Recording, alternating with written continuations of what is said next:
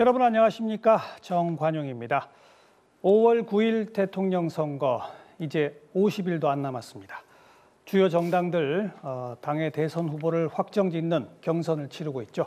오늘은 국민의당 대선 후보의 출사표를 던진 세 분의 후보와 함께 경선 토론을 진행하도록 하겠습니다. 오늘의 토론은 국민의당이 주최하고 SBS가 주간 방송사로 중계하며 KBS, MBC, YTN이 공동으로 방송하고 있습니다. 그리고 SBS 홈페이지, 또 SBS 페이스북, 모바일 앱, 유튜브, 그리고 트위터로도 생중계됩니다. 앞으로 90분 동안 세 후보의 토론 지켜보시면서 누가 더 적합한지 마음의 결정을 내려보시기 바라겠습니다. 먼저 오늘 나오신 세 후보 소개해드리죠. 이 좌석 순서와 발언 순서 모두 사전 추첨을 통해 결정됐음을 알려드리고요. 첫 번째, 박주선 후보 나오셨습니다. 안녕하십니까, 박주선입니다. 손학규 후보 나오셨습니다. 안녕하십니까, 저 손학규입니다. 안철수 후보 나오셨습니다. 반갑습니다. 안철수입니다. 그리고 오늘은 특별히 이 세 후보의 리더십을 검증하기 위해서 두 분의 전문가 패널을 모셨는데요. 먼저 세종 리더십 개발원의 김은경 원장 나오셨습니다. 네, 안녕하세요. 그리고 인천대학교의 이준환 교수 나오셨습니다. 안녕하세요. 네. 자, 오늘의 토론은 공통 질문, 주도권 토론, 또 리더십 검증 토론, 대략 이런 순서로 진행되는데요. 그때그때 제가 진행 요령을 말씀드리겠고, 먼저 첫 번째 공통 질문으로 바로 들어가겠습니다. 박주선 후보가 먼저 답변하실 순서고 답변 시간은 1분이고요. 어제 박근혜 전 대통령 검찰에 소환돼서 오늘 새벽까지 조사를 받고 귀가했습니다. 초미의 관심사는 박 전 대통령의 구속 문제입니다. 박 전 대통령의 구속 기소, 불구속 기소 이 문제에 대해서 어떤 의견이신지 박주선 후보부터 시작하시죠. 정치검찰을 개혁해야 한다고 꾸준하게 정치권에서는 얘기해왔습니다. 이제 박근혜 대통령의 수사는 법과 원칙에 따라서 검찰이 엄정하고 투명하고 공정하게 왜곡, 날조, 축소 없이 수사하도록 하고, 정치권은 검찰이 권한을 남용하거나 또는 권한을 편파적으로 행사했을 때 감시하는 역할을 해야 됩니다. 박근혜 대통령 개인을 넘어서 우리 국민에게 참 불행한 어제 순간을 보면서 가슴이 아팠습니다. 이번 검찰 수사를 통해서 다시는 박근혜 대통령과 같은 국정농단으로 검찰의 포토라인에 서서 국민에게 송구스럽단 말을 하지 않는 그런 대한민국의 정치, 그런 대한민국 대통령의 권한행사의 기준을 확실히 세워줄 것을 검찰에게 당부를 하고 저희들은 지켜보겠습니다. 이것이 저희들 자세라고 생각합니다. 네, 손학규 후보. 예, 정치권이 박근혜 대통령의 구속, 불구속에 대해서 말하는 것은 지금은 적절치 않다고 생각을 합니다. 사법부의 엄정한 판결을 기대합니다. 다만 어제 박근혜 대통령이 검찰에 들어가면서 또 나오면서 아주 간단하게 국민에게 송구합니다. 성실히 조사에 임하겠습니다라고 했는데 국민들은 좀 더 진솔한 사과를 원했습니다. 이렇게 국정이 논단되고 정부가 없어지고 경제가 파탄이 되고 일자리는 없고 안보 위기 상황에 처하게 된 것, 이것에 대해서 박근혜 대통령 진심으로 사과를 하고 앞으로 이런 일이 없다고 하는, 있어서는 안 된다고 하는 단호한 결의를 보여주었어야 합니다. 이것이 정치인의 자질이고 지도자가 해야 될 일입니다.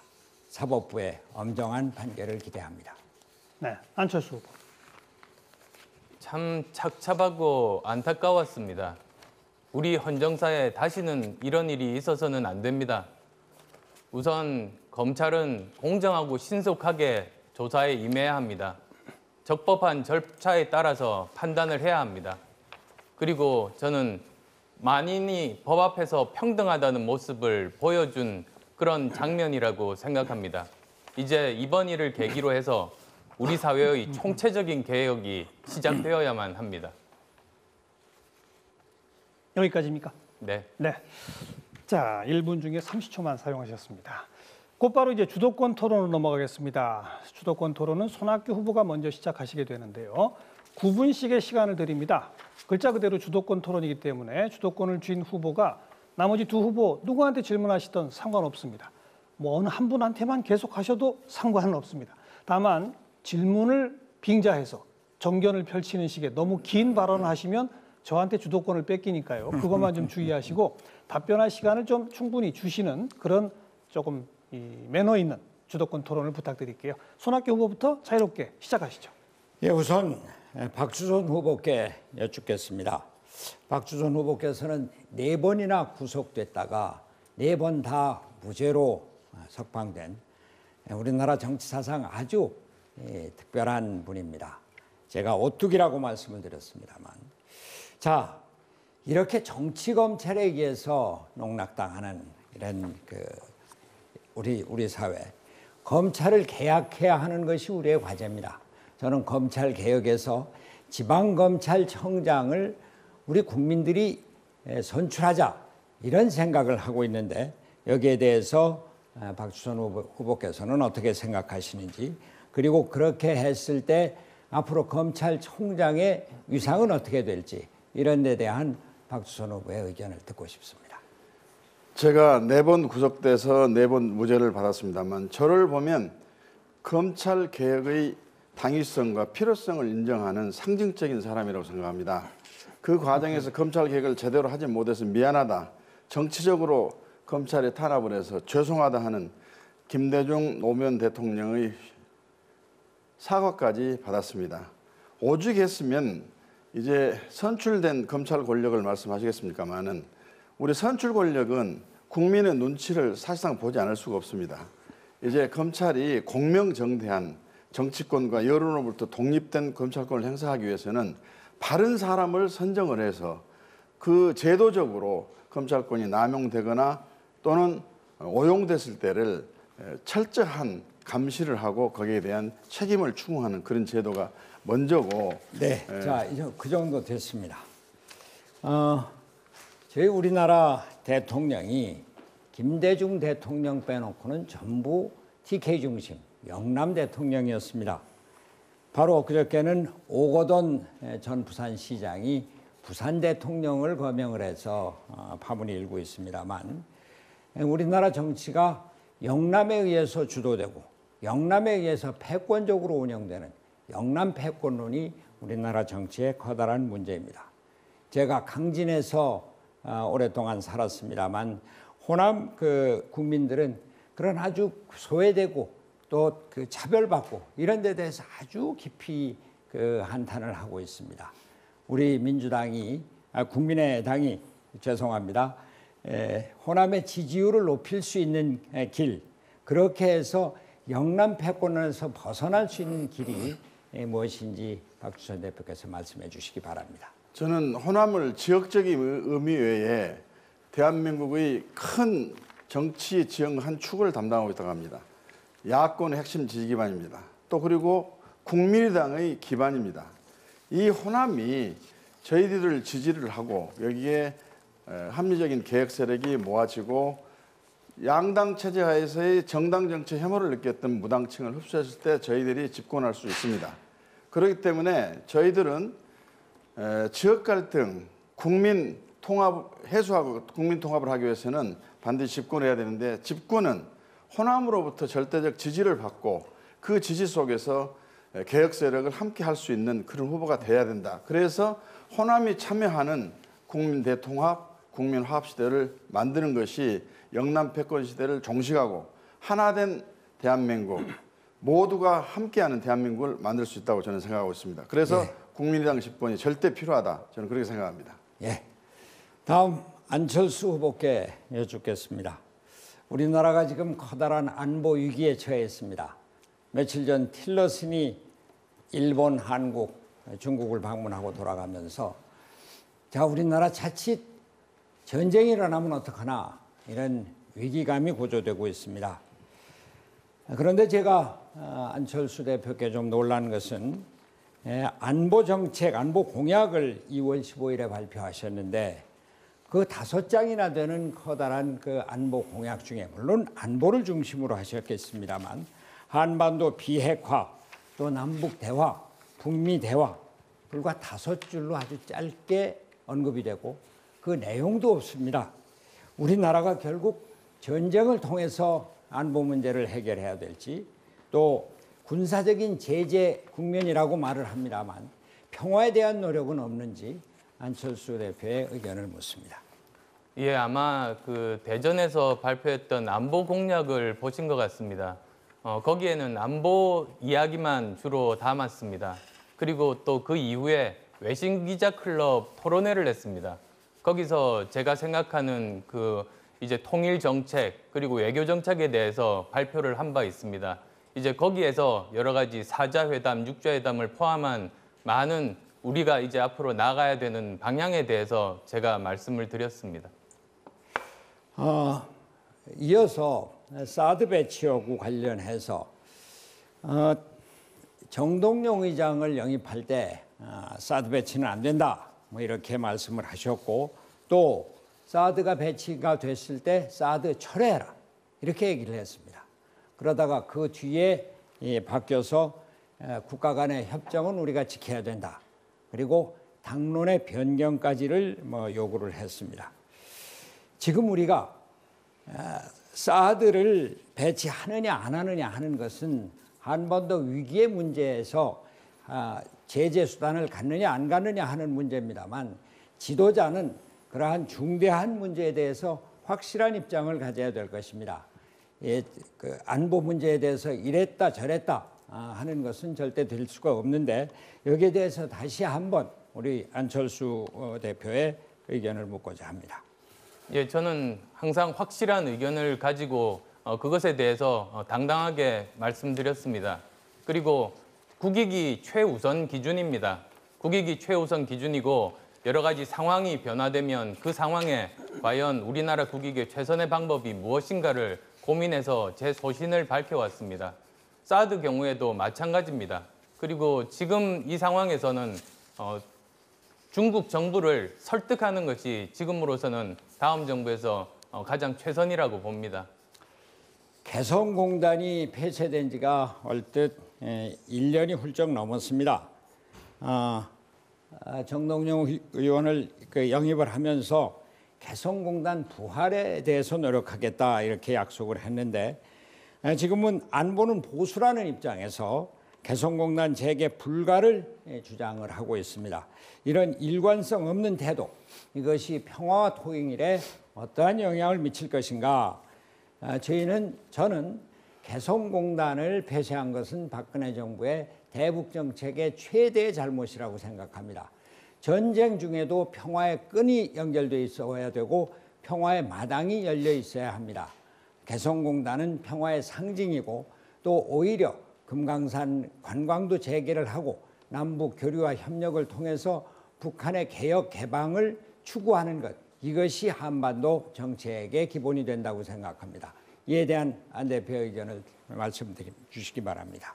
네, 제가 개성공단 재개 불가라고 말씀드린 적이 없습니다. 지금은 대북 제재 국면입니다. 따라서 대북 제재를 왜 하는가는 그 근본적인 질문부터 던져야 합니다. 제재를 통해서 한 체제가 붕괴한 전례가 없습니다. 우리가 제재를 하는 이유는 제재의 끝에 우리가 원하는 시기에 원하는 조건에 협상 테이블을 만들기 위함입니다.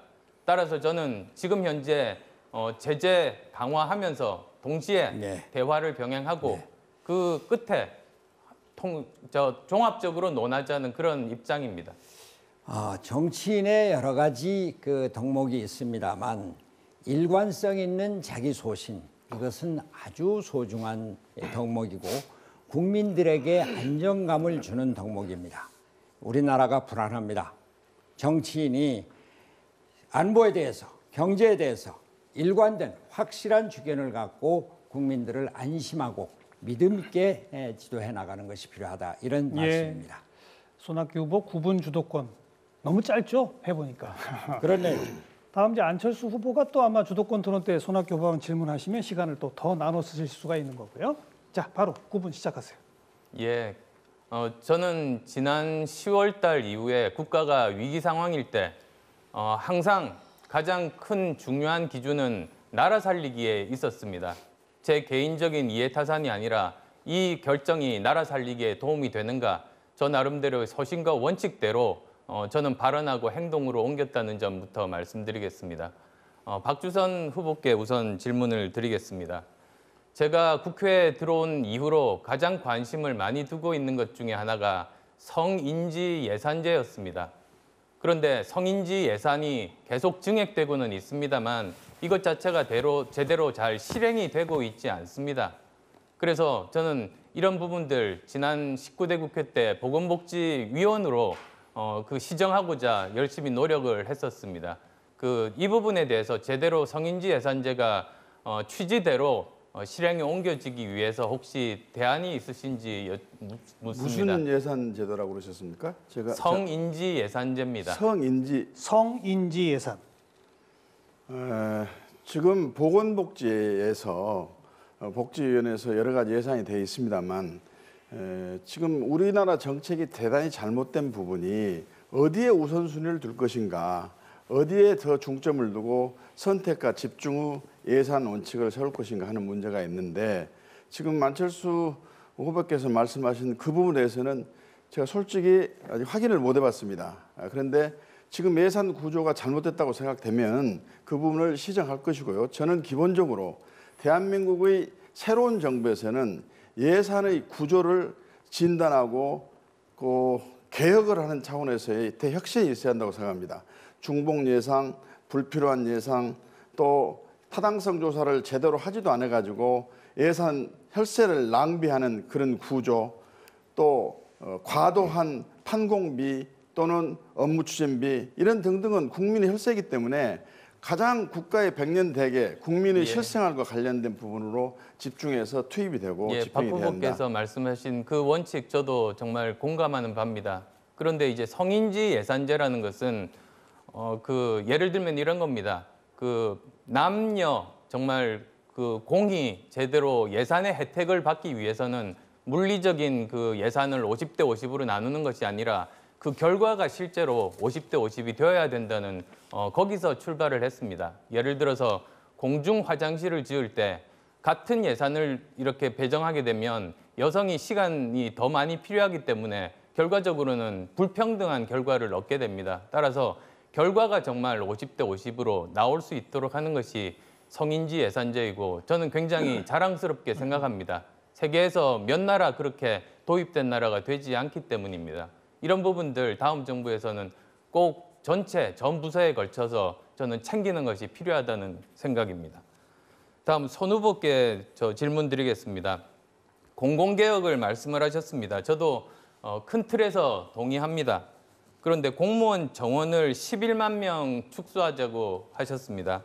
그런데 이런 경우에 신규 채용이 많이 힘들어지는데요.